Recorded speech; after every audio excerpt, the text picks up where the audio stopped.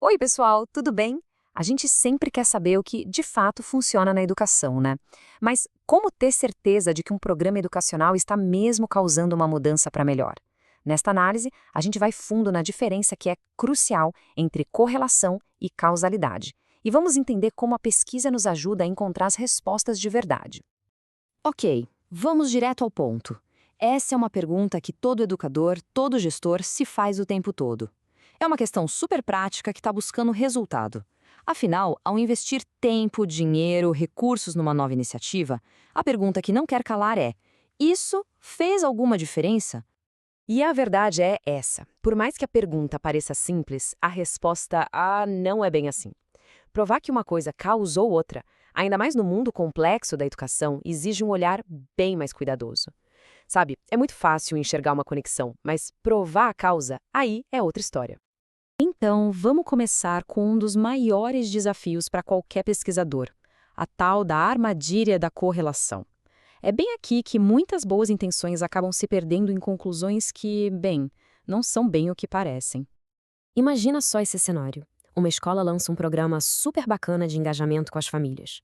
Chega o fim do ano e eles percebem que os alunos das famílias que participaram tiveram notas melhores. Parece uma vitória, né? Um sucesso total, certo? Olha, a vontade de dizer sim na hora é enorme. A participação aconteceu e as notas melhoraram. Parece óbvio, mas, do ponto de vista da pesquisa, a gente ainda não pode bater o martelo. Nesse momento, a única coisa que a gente sabe é que essas duas coisas estão correlacionadas. E aqui está a definição que muda o jogo. Correlação quer dizer simplesmente que duas coisas estão se movendo juntas. Quando uma sobe, a outra sobe também. Ou, sei lá, quando uma sobe, a outra desce. Mas isso não diz absolutamente nada sobre o porquê disso está acontecendo. E para ilustrar isso de um jeito bem inusitado, sabia que entre 2000 e 2009, a receita dos campos de golfe e o consumo de queijo por pessoa aumentaram juntos? Agora, falando sério, alguém aqui acha que jogar mais golfe faz as pessoas comerem mais queijo? Acho que não, né? É só uma coincidência, o que a gente chama de correlação espúria. E tem mais um exemplo ótimo. A receita dos fliperamas cresceu na mesma época em que o número de PhDs em ciência da computação aumentou. Seria completamente maluco concluir que jogar fliperama leva as pessoas a fazerem doutorado. Fica claro que tem alguma outra coisa acontecendo por trás dos panos. E essa outra coisa é o que os pesquisadores chamam de terceiro fator, ou variável de confusão. Pensa nela como uma causa oculta que afeta as duas coisas que a gente está observando, criando essa ilusão de que uma está causando a outra. Vamos voltar para o nosso exemplo da escola. E se o tal do terceiro fator for a motivação dos pais? Pais que já são super motivados têm mais chance de se inscrever no programa da escola, certo? E eles também têm mais chance de ajudar com a lição de casa, de apoiar o aprendizado de outras formas. Então, talvez tenha sido essa motivação toda e não o programa em si, que de verdade fez a nota do aluno subir. Tá bom. Então, se a correlação não basta, como é que os pesquisadores conseguem isolar a causa real de um efeito? Como a gente vai além da coincidência para chegar na causalidade de verdade? A resposta, no mundo ideal da pesquisa, é o que chamam de padrão ouro, o ensaio clínico randomizado, ou ECR. É a mesma lógica usada para testar novos medicamentos, sabe? Os pesquisadores usam exatamente esse método super rigoroso para testar intervenções na educação. E funciona mais ou menos assim. Um grupo de famílias, que é o grupo de tratamento, participa do novo programa. Um outro grupo, o grupo de controle, não participa. Mas o pulo do gato está em como essas famílias são divididas entre os dois grupos. E a mágica toda acontece na randomização. Quando os pesquisadores sorteiam quem vai para cada grupo, eles garantem que, na média, os dois grupos sejam praticamente idênticos, em termos de motivação dos pais, de renda, de tudo.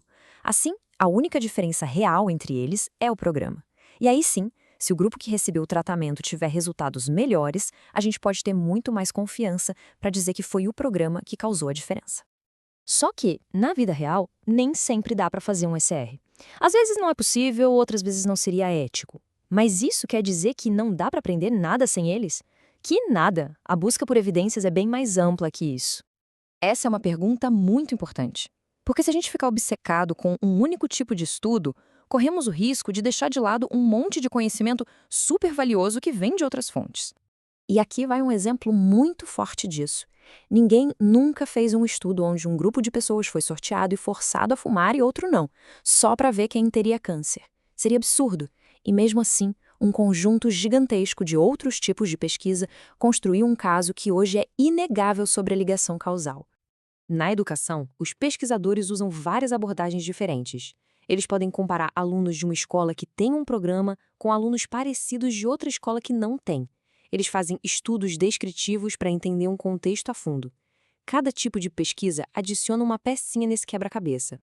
E agora, um banho de realidade. Mesmo quando um ESR mostra que um programa funciona num ambiente super controlado, levar isso para a vida real, em larga escala, é um desafio completamente diferente. O que funciona para 100 pessoas pode não funcionar do mesmo jeito para 10 mil. Então, o ponto principal é esse. A questão não é achar um único estudo perfeito que responda a tudo. A ideia é construir um caso, sabe? Juntar evidências de vários tipos de pesquisa para formar um quadro mais completo, mais confiável, do que realmente funciona. Certo. Vamos trazer tudo isso de volta para a prática. O objetivo aqui não é que todo mundo vire um pesquisador de ponta, mas sim que todos nós possamos ser consumidores mais críticos e bem informados da pesquisa. É sobre fazer as perguntas certas e entender as nuances por trás das manchetes. Isso nos leva à pergunta final e talvez a mais importante. A verdadeira inovação acontece quando a gente consegue ligar o rigor da pesquisa, de todos os tipos, com a sabedoria da prática do dia a dia. Entender a diferença entre correlação e causalidade, bom, esse é o primeiro passo e um passo fundamental nessa jornada.